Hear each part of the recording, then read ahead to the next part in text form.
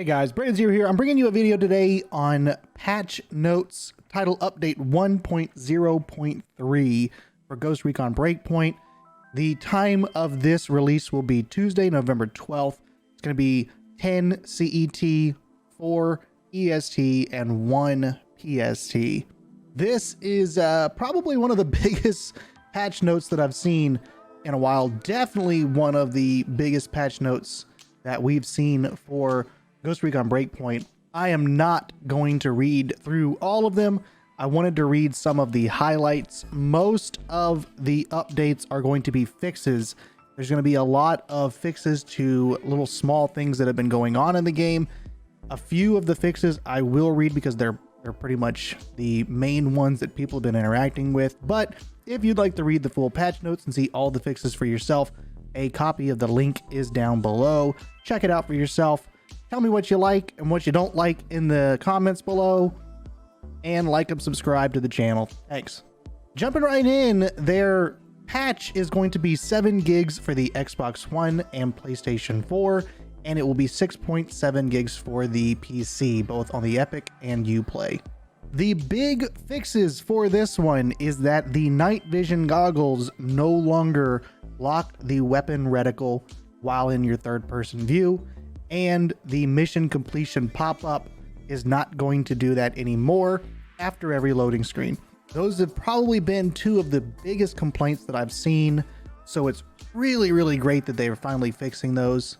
They also made a small change which I really like, which is mission interaction is prioritized over vehicle interaction now. I do like that. In addition to being able to swap your shoulders while undercover, and they also made a few changes about how your drone is deployed, where you won't be deploying it when you're trying to change your fire rate while ADS, and they just made some changes to where you won't run into issues with it not deploying. Another big change is the stamina change. They increased the base stamina by 66% and the stamina regen speed by 75%. They also reduced the stamina consumed when sliding by 50%. In addition to removing it from your reticle when you're in third person, they also realigned the angle of the night vision goggles so that it actually looks like it's over your eyes now. Another small little change that I liked, it's kind of buried in the patch notes, but they increased the frag damage to vehicles, which I think is just amazing. I really like using the frag grenades over the RPG, but it was pretty much useless for me to use that against the drones and other vehicles. And I really like that they changed this, so now I can go back to using frags for the most part, while maybe some of my other friends continue to use RPGs. The cover system seems to have had a pretty big update. In addition to the camera swap whenever you're undercover, they changed it to where looking over and peeking off of a cover is now easier, and lean aiming is available at a wider distance.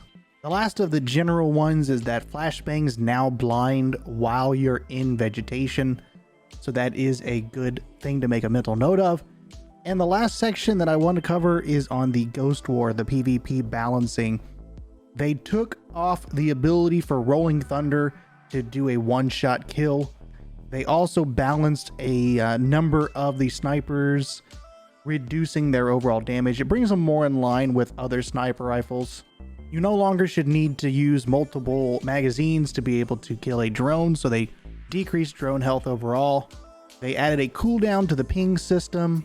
They made a few general fixes to maps, such as adding objects that prevent you from being able to fall off stairs. You will no longer join a match in progress, regardless of the round number. And they said that they made some change to the balancing systems so that you can probably have some better matchmaking as far as skill-wise goes.